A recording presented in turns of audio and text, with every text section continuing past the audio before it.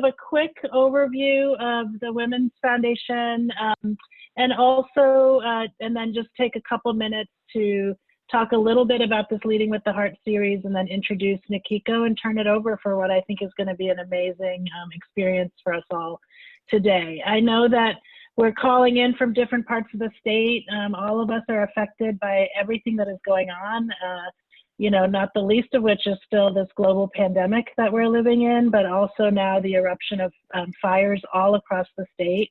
I'm looking out at a big fire just east of here. I think it's the one that's just outside of Healdsburg, and then there's one south of here in Fort Ross, where I am in Sonoma County.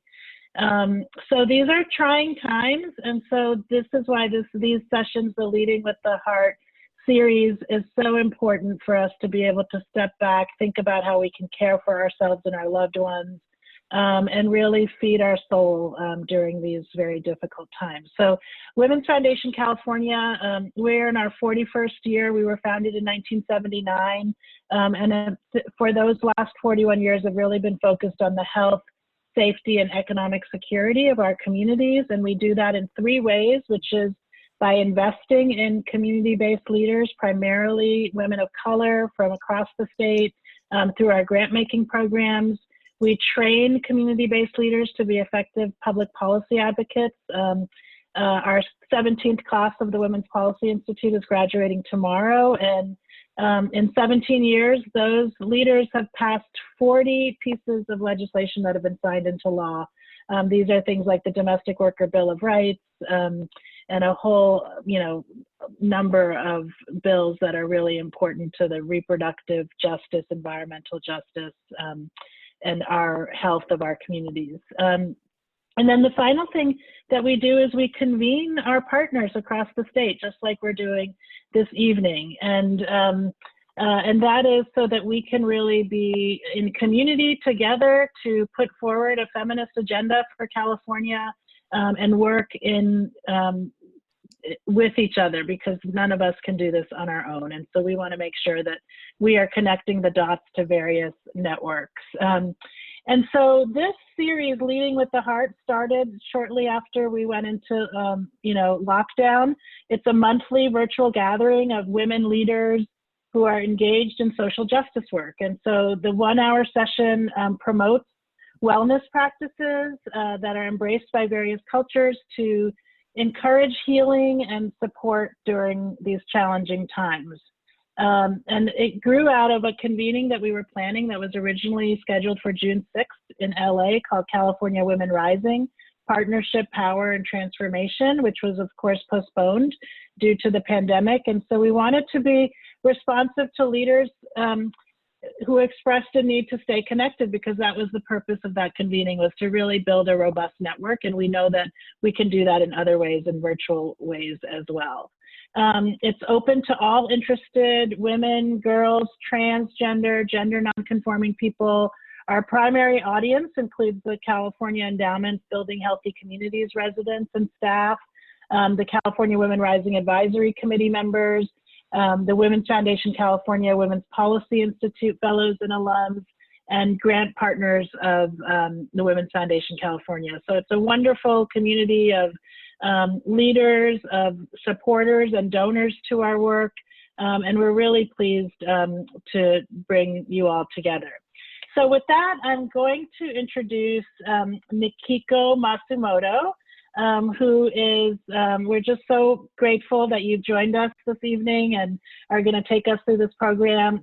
Nikiko is a yonsei. Did I say that in the right pronunciation? Close, yonsei, yonsei. Yonsei, thank you. Always learning something new. She's a 4th generation organic farmer. She's a community leader and an artist. She was born in the Central Valley and works on the Masumoto Family Farm, which is in Del Rey, California. And it was originally purchased by her grandparents. And this is, you know, in an agricultural work. My family actually also comes out of agriculture. My father was a chicken farmer. And in an agricultural world where 86% of farmers are men, most landowners are white, and few are queer. So Nikiko really employs art and creativity to access her power as an organic farmer. She has a Bachelor of Arts in Gender and Women's Studies from UC Berkeley, and a Master of Arts in Performance as Public Practice from UT Austin.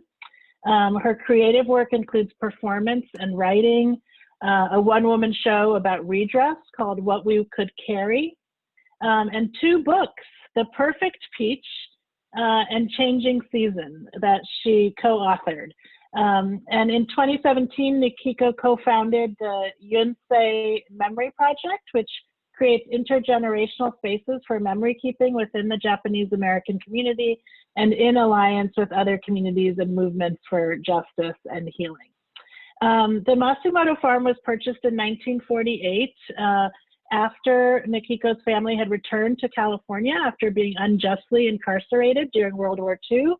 And today the family is well known across California and probably the country and parts of the world for growing delicious organic peaches, some of which I think you can see in somebody's profile photo, as well as nectarines, apricots, and grapes to make them into raisins. So with that, Nikiko, I will turn it over to you. Thank you again so much for joining us.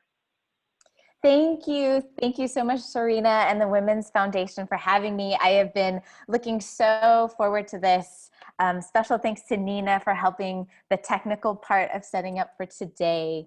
I would be remiss if I did not say thank you to the woman who gave birth to me. My mother is here, Dr. Marcy Masumoto. Thanks for being here.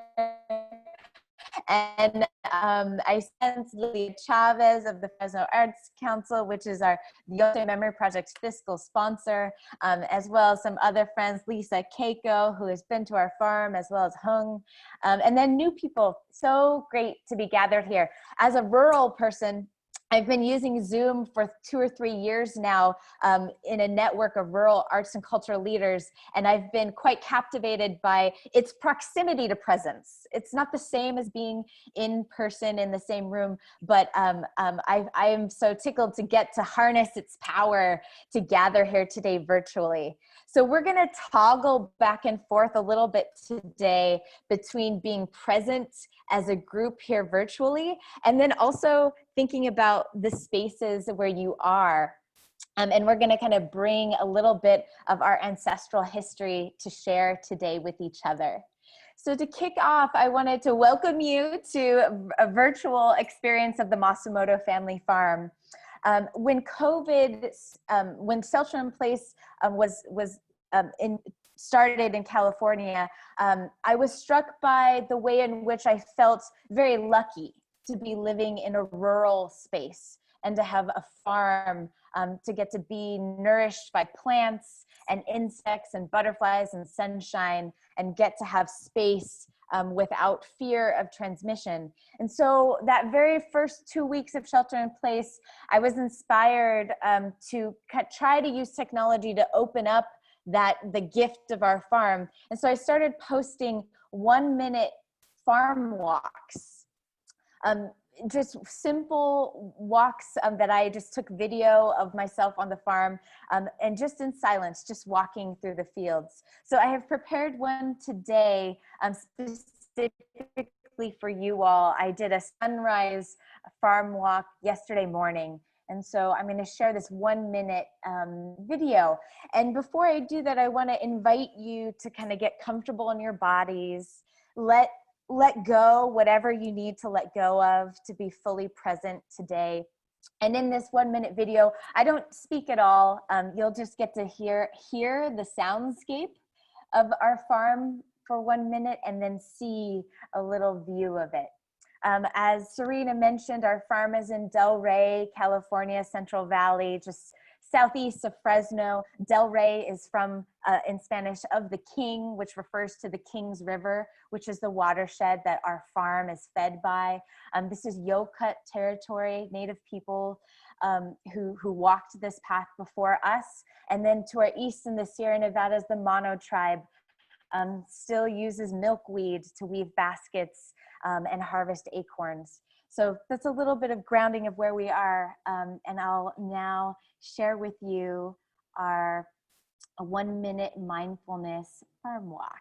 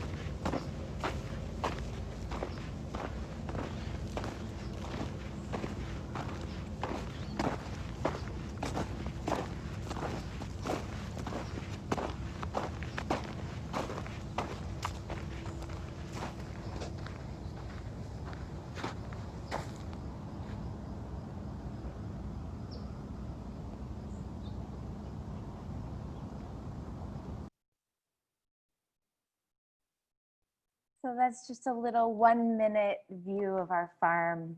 Hopefully you found something soothing about that, maybe even charming. I didn't train the dogs to show up like that. They just jumped in. So that gives you just like a little sliver of what our view is. That's from my mom's porch, where my office is in my parents' house. And so to accompany that, I know is a tradition in these Leading with the Heart series to read poetry. And so I was invited to bring one of my favorite poems, which is by Lee Young Lee, from his book Rose. And it's about peaches, and it's called From Blossoms. And I chose this poem because it really captures, I think, the transformative power of growing food and of eating. From blossoms. From blossoms comes this brown paper bag of peaches we bought from the boy at the bend in the road where we turned toward signs painted peaches. From laden boughs, from hands, from sweet fellowship in the bins comes nectar at the roadside. Succulent peaches we devour, dusty skin and all, comes the familiar dust of summer, dust we eat. Oh, to take what we love inside, to carry within us an orchard, to eat not only the skin but the shade, not only the sugar but the days, to hold the fruit in our hands, adore it, and then bite into the round jubilance of peach. There are days we live as if death were nowhere in the background. From joy to joy to joy, from wing to wing, from blossom to impossible blossom, to sweet, impossible blossom. That's Lee Young Lee. And I love this poem because it captures to me the sacred and transformative power of eating. That one stanza, it gets me every time. Oh, to take what we love inside, to carry within us an orchard. That stanza for me captures the unfulfilled dream of regenerative agriculture. If we truly treated food and that sacred relationship with the dignity and the love it respect it deserves, I know that we would have so much reverence for farm workers, so much kindness, so much joy, and most importantly, so much health and wellness surrounding farm workers, farmers, and then eaters. So thank you for letting me share that poem from Blossoms by Lee Young Lee. So I was invited to kind of enter the space through the frame of thinking about farming as resistance. And I think that's a really interesting point of departure in this time, both in what do we find ourselves resisting, and then what does it mean to be in a practice of nourishing resistance. So both the farm walk and that poem, for me, it unlocks a power. And this power is absolutely why I farm. And it is this ancestral connection to a dream of belonging and a dream of nourishment. So when I was thinking about today of what I might offer, I wanted to pull from the side of me that's an artist and a community servant. And so I wanted to design today around engagement. So if you will please, I'm going to invite you into an activity. So for me, when I step outside, or even sitting here, this is the house that my grandparents built, that my father grew up in. And so ancestors are a core part of my energy for resistance and resilience, those two things. So we're gonna play a game. We're gonna play an ancestral scavenger hunt. And you are all already prepared. You did not need to do anything ahead of time. So we're going to do a couple things. I am going to let us all loose for 2 minutes. I'm going to put a timer on my screen. And in 2 minutes, our task is to find one object. Don't overthink it. This one object is going to be something that represents an ancestor to you or your relationship with an ancestor. And I invite you to think about ancestor in its widest definition. So it might be an ancestor in the terms of your lineage, your cultural lineage, your family lineage, or it might be an ancestor, someone whose wisdom you turn to in times of need. So be as broad as your heart wants to, and find just one object. It can be silly, it can be heartwarming, it can be somber, whatever you'd like. And with that object, when we return after 2 minutes, we're going to divide. Nina's going to help us, and we're going to divide into small groups in a breakout session. And in that session, you'll just get to share your object. So for those of you who don't have your videos on, if you have the capacity to turn your video on, I think it'll help facilitate. But if you don't feel comfortable with that, that's absolutely fine too. And I will just invite you to describe the object that you have. So those are our instructions. And I'm going to put a timer on. If there's any questions, I'll be active in the chat during these 2 minutes.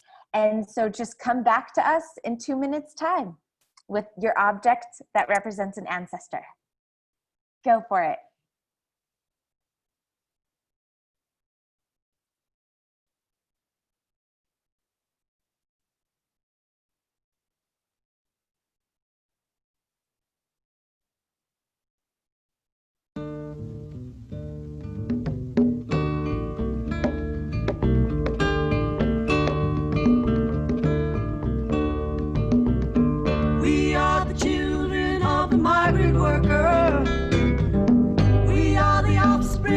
Concentration camp, sons and daughters of the railroad builder, leave their stamp on America.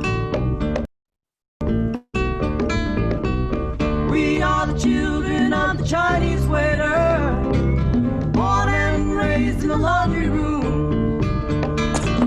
We are the offspring of the Japanese gardener, who leave their stamp on America.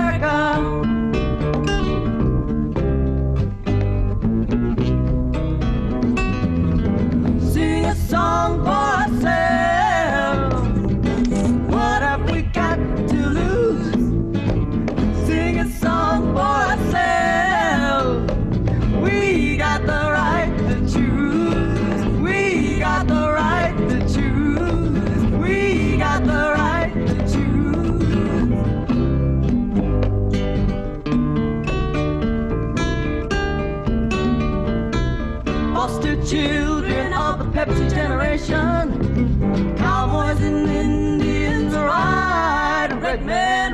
outside. Hey, watching war movies with the next door neighbor, secretly rooting for the other side.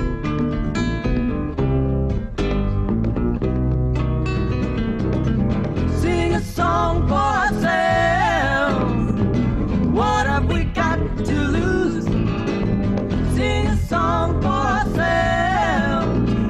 We got the right to choose. The right to choose. We got.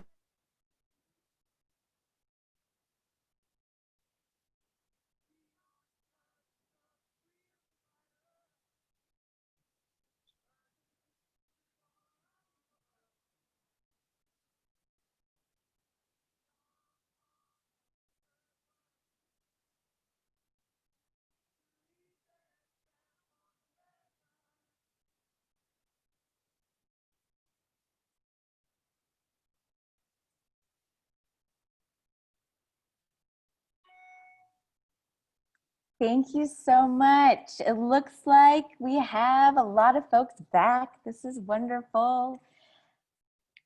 Yeah, so if you had a chance to listen to that song, that's We Are the Children, Yellow Pearl, Nobuko, and Chris Ijima. I can share the link to it later. So thank you for going on an ancestral scavenger hunt. I cannot wait to come back as a big group. So Nina's gonna kick us off into small groups where you can just share, you can share your name and your object. And the only thing we need to do here is listen. And when we come back, I'll ask just anyone to share a couple things they heard, any connections that they made, anything that was surprising. So we'll give ourselves a good 10 or so minutes for us to share in our small groups. So we'll see you back here soon. Yes, and there's nothing you need to do except click join, and then after the 10 minutes are up, return to main room. And I just wanted to say for folks joining on the Spanish interpretation line that you can share with other folks on the conference line, on the phone line, rather than in the breakout room if you'd like. Okay, I'll open up the rooms. See you soon.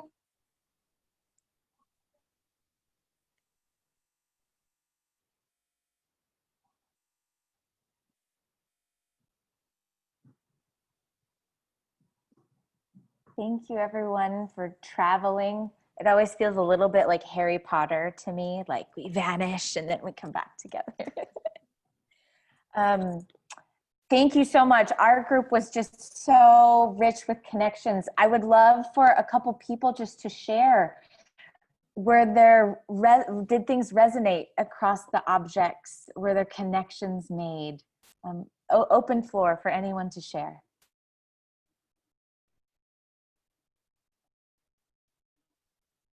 Lilia, you should share.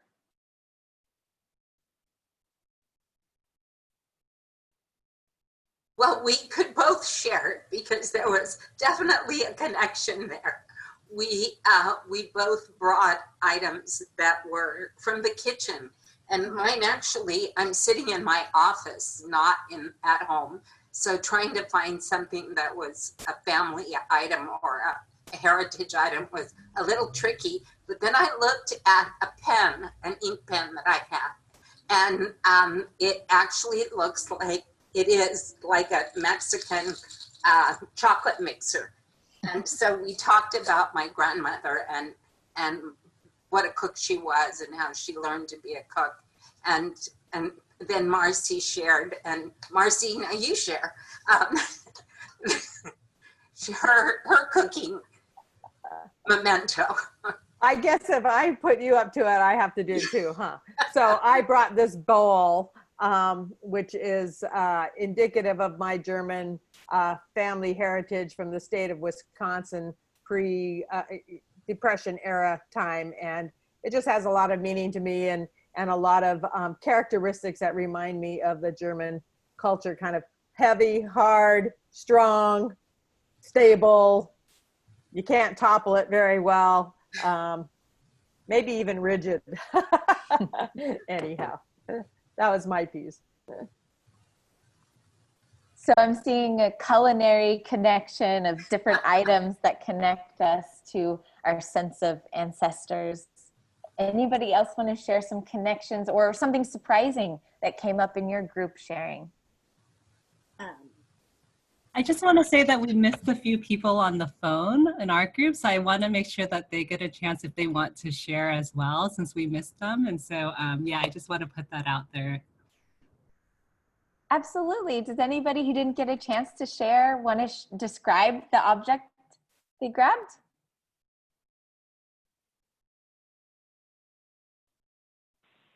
I can share quickly and briefly. So I have my a guitar that my grandmother gave me when I was a child, and I never learned how to play it, but I very recently took like a community college course to learn how to play the keyboard, and so I still have this guitar now that I can learn how to play. And it's just I think it represents sort of the very diverse interest and how adventurous and outgoing she was. She tried a lot of different things and was very open to different experiences and really learning lots of different crafts. So yeah.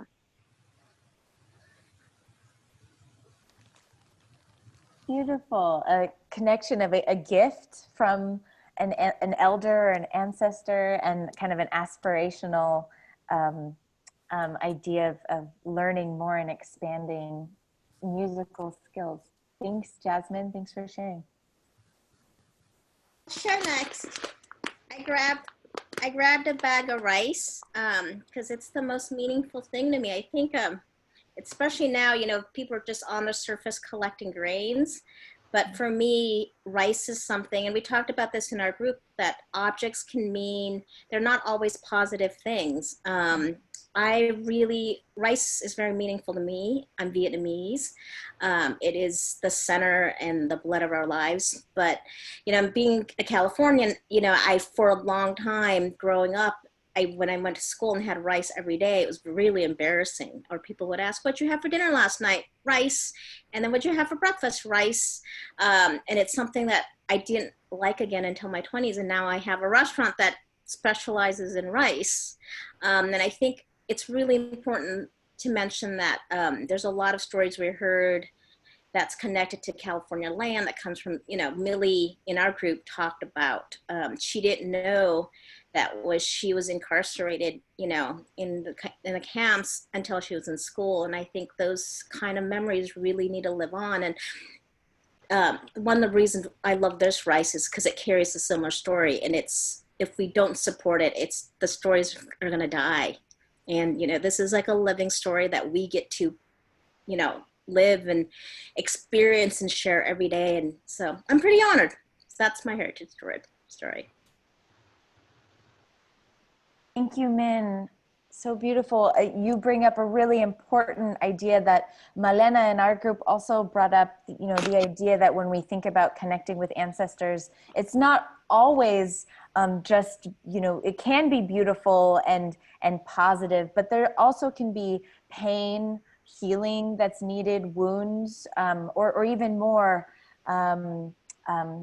thinking about histories of violence that may be woven into our families, or not only just our families, our sense of ancestors. So thank you for naming that, because it's all part of the spirit of resiliency, right? And what we inherit, both the beautiful part and the part that needs healing. Well, thank you so much for sharing. I hope that this activity was surprising in a good way. And it reminded me how present both ancestors are in our lives. Like everyone, we just had 2 minutes to find something. And at least in our group, everyone found something. And I think from the faces I see, it resonated across. And also the idea that these objects that link us to our ancestors can be these pathways of story. And that's part of the unpacking of who we are and the work that we do and the life we want to lead. So I offer this to you also as an offering for you to repeat with your friends, with your families. I just love this exercise, and every time I do it, I learn something more about myself and the people I'm with. So thank you, thank you, thank you. At this time, we're going to transition a little bit to question and answer. Unless, does that sound good, Nina? Oh, that sounds great. So everyone's more than welcome to unmute themselves and share their question, or they can also share their questions in the chat as well, and I can share them for you if that feels most comfortable. And if we want to continue the conversation about the activity, that's also fine too. So whatever we want as a collective. Nikiko, can you share a little bit about just your journey to coming back to the farm? I got a chance to hear that, and I think it's so beautiful because it's also, I think, reflective in your dad's story of returning to the farm as well. Yeah, absolutely. And I got to tell it 100% correct because my mom is here, so she can fact check me. Thank you for that question. Yeah, so I grew up here on the farm in the Central Valley, and you know, it's a common thing for a lot of, unfortunately, rural kids to be brought up with this hidden idea that success is always somewhere else. A successful life is urban.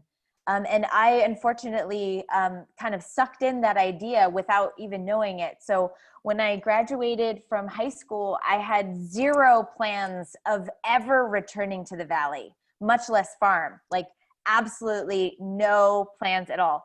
And so I was very, very luckily, I got to go to UC Berkeley, which was incredible and electric. And I feel so lucky I got to go away, because in going away, I got to make a conscious choice to come home. And I always say the best thing my mom and dad did to get me to come home was to never, ever ask me to come home. Because if they would have asked me, I probably would have said no. So they just never said anything. And then my second year at UC Berkeley, so I was studying gender and women's studies. So I was steeped in thinking about histories of power and how power gets abused, and how people resist and survive. And in the midst of this, I took an environmental studies class, and this one class completely changed the trajectory of my life. For the first time, I got to see our farm, the place I grew up in, through another lens.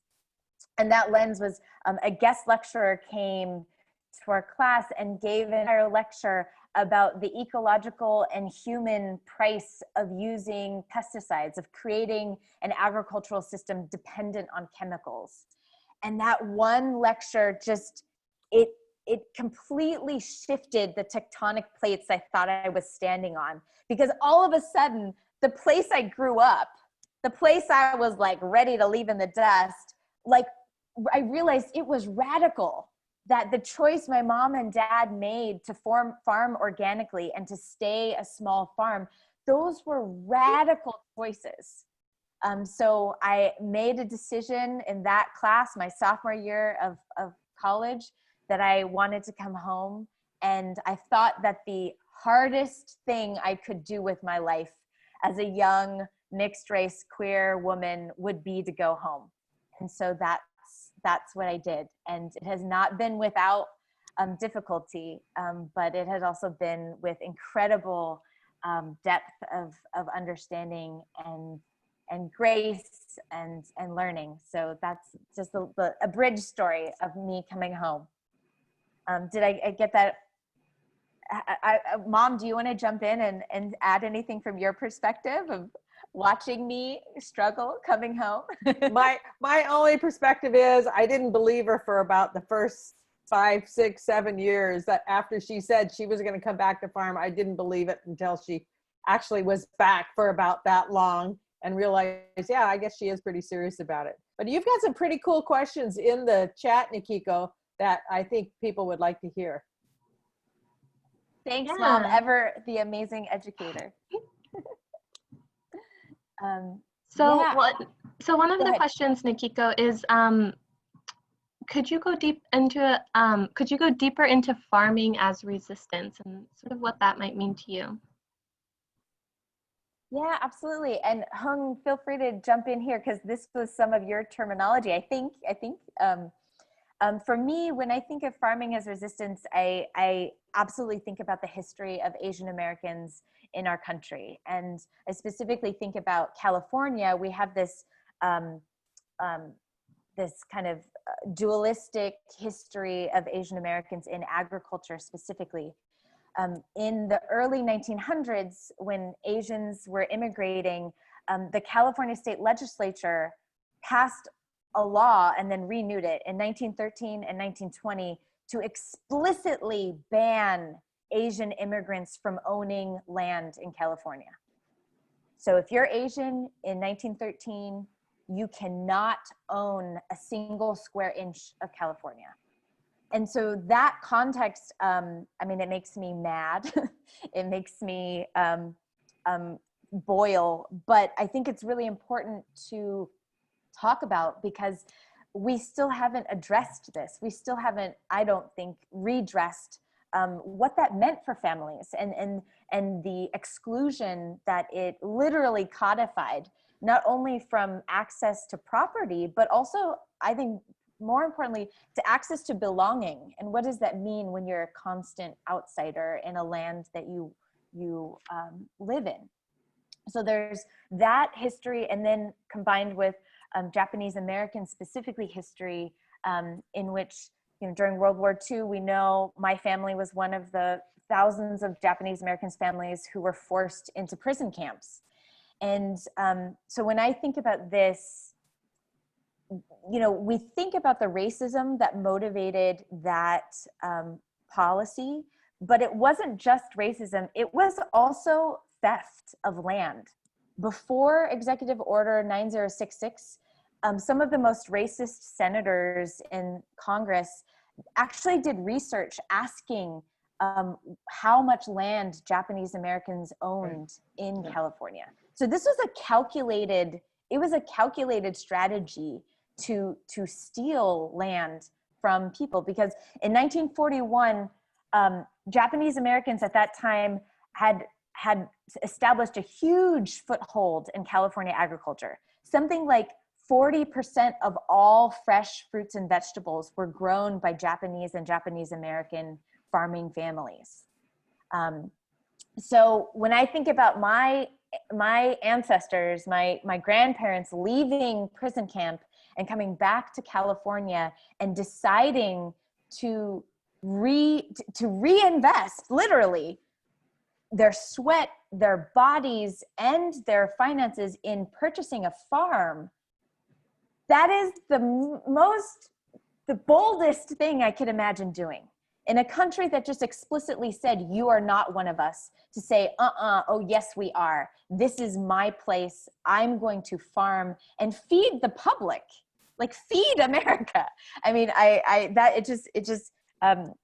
it just is amazing to me. So when I think about farming as resistance, that's the history that I think about, and what it means to be a woman of color, fourth generation, yonsei, touching the same land that my issei great-grandparents worked. I find great solidarity and strength from that history. So that's a little bit of what I think about. Yeah. Thank you, Nikiko. What about your combination of art and farming? They both seem pretty full-time. Yeah, that's a great question. And I'm constantly struggling with how to be healthy and follow all of my passions, right? Sometimes passion can be a little bit pathological. But the most important thing to me that I am following, this is really the model that I think my dad and mom's laid out for me, is to think about growing food as a cultural and artistic act. I'm curious if this resonates with Min, because I know you led a earlier session on food. it's easy to divorce the body from the act of eating, right? But whenever we eat, we are enveloped in a whole body aesthetic, cultural experience. Like the food we eat comes from a specific place. The choices made around how it's grown, how it's prepared, even what seed is used and what plants are grown, those are all those are all choices that reflect who we are. And I mean the we of California, the collectiveness. So that's one way, as I try to open up those categories. And then the other way is because we have we have perennial crops, the winter time is a little bit slower on a practical level. So I do more art in the winter and less art in the summer harvest. Great. Thank you, Nikiko. I'm just noticing the time, and I want to be respectful of everybody's time. So I just want to say, again, thank you so much for sharing your history, your story, your passion, and leading us through the exercise of our ancestors, understanding that sometimes it's difficult to, call them back because some of those can be painful, which was one of the questions that we couldn't get to. So I just want to thank you again, Nikiko. We're so grateful for you. And to everybody who's joined us this evening. And I'll turn it over to Nina for the information about the survey. Yes, thank you, Serena, and thank you, Nikiko. We will follow up with a survey via email, but I've also put the link in the chat if you'd like to do it today. And I also want to give a reminder for our next Leading with the Heart session on September 16th. The Center for Cultural Power will join us to discuss a gender justice coloring book. So that should be very exciting. All right. Great. Well, again, thank you so much, Nikiko. It was wonderful hearing from you and having you join us. Thank you so much. And just as a closing offering, we're not going to get to do an official led guided meditation, but Anjali's question really fits into the framework of the meditation. So I'll just offer it here. I was taught this meditation by a healer in my life, Elena Perez. And if you get yourself in a comfortable position and envision yourself in a circle of your ancestors, this meditation, you can ask certain ancestors to step forward closer to you to support you, and then ask other ancestors to step back and give you space if those ancestors aren't the ones that serve you. So just a little, so much more to talk about. Thank you, thank you, thank you. I'm so grateful for this space.